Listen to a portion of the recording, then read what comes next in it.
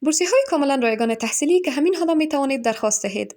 بورسیه دانشگاهی ترینتوی ایتالیا بدون نیاز به مدرک زبان برای مقاطع لیسانس و مستری، هزینه هایی که پرداخت می کند 100% فیس، هزینه سفر، هزینه خوابگاه، هزینه غذا، کارت ترانسپورت رایگان و 7000 یورو در سال.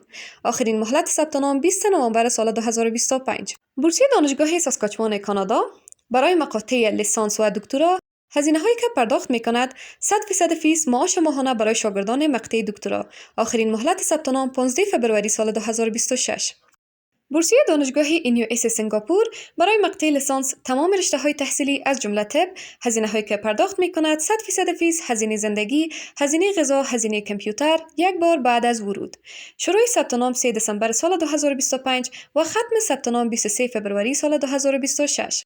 بورسیه دانشگاه دیکن استرالیا برای مقاطع لیسانس و ماستری، هزینه هایی که پرداخت می کند 100% فیس در تمام دوره تحصیل. آخرین مهلت ثبت نام آزاد است. فقط یک ماه قبل از درخواست آنلاین فرم کمک مالیتان را برای دانشگاه از طریق ایمیل ارسال کنید. و همچنان بورسیه های شهری پرداز در برترین دانشگاه های ایران بدون نیاز به مدرک زبان. ویدیوهای کامل معلوماتی هر یک از این بورسیه ها و آموزش ثبت نام این بورسیه ها را می توانید از طریق کانال یوتیوب دانش محور به دست بیاورید. برای ثبت نام معیاری و دقیق با شماره تماس 077 40 30 837 به تماس شوید.